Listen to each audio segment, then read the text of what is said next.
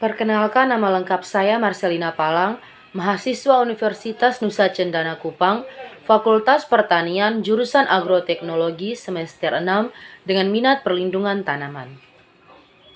Di sini saya akan menjelaskan mengenai jamur Deuteromycota. Jamur Deuteromycota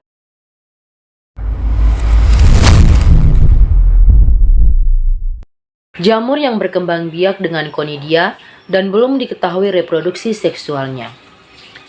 Pada jamur Deuteromycota tidak ditemukan ascus maupun basidium, sehingga tidak termasuk ke dalam kelas Ascomycota maupun Basidiomycota. Jamur Deuteromycota disebut juga dengan fungi imperfektif atau jamur yang tidak sempurna. Selanjutnya adalah jamur Deuteromycota yang dapat menimbulkan penyakit.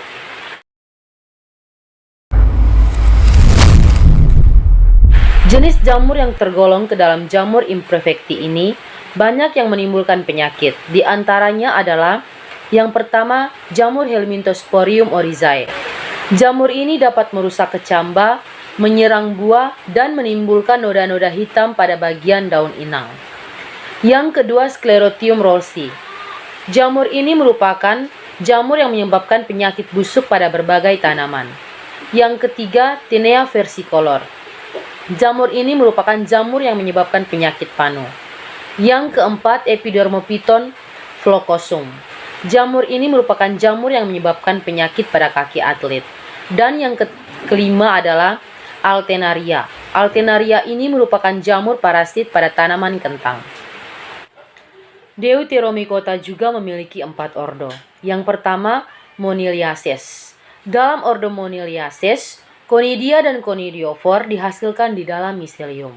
Yang kedua, Sparadeosidales. Dalam Sparadeosidales, Conidia dan Conidiospores dihasilkan di dalam Pycnidia. Pycnidia adalah tubuh buah bervariasi ukuran dan bentuknya dan merupakan tempat asal Conidia dan Conidiophore. Yang ketiga, Melanchoniales.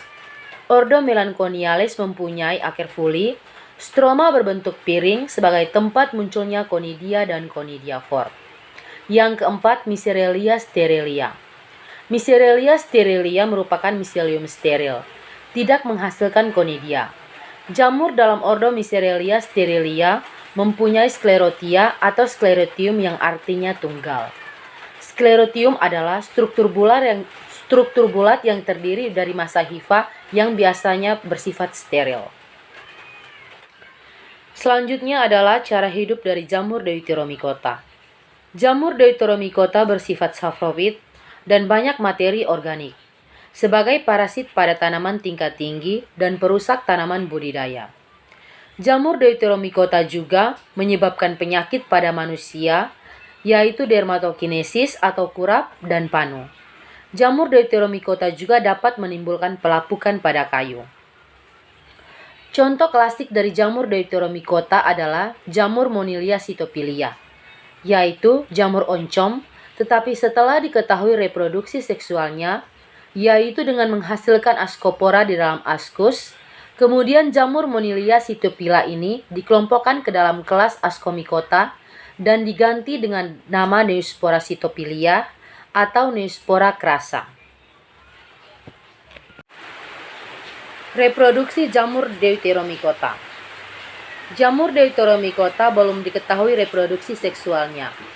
Reproduksi jamur Deuteromycota dilakukan secara aksesual, yaitu dengan cara blastospora atau pembentukan tunas antaspora atau pembentukan spora dengan benang-benang hifa dan konidia. Konidia ini dibentuk pada bagian konidiospora. Selanjutnya adalah struktur dari jamur Deuteromycota. Jadi, struktur jari jamur Deuteromycota atau disebut dengan fungi imperfektif atau jamur tidak sempurna ini terdapat Cladosporium, Altenaria, hifa, Conidium, dan Phlaptopora. Adapun peranan dari jamur Deuteromycota yang menguntungkan dan merugikan. Yang pertama, peranan jamur Deuteromycota yang menguntungkan. Sebagai sumber makanan, contohnya pada jamur merang.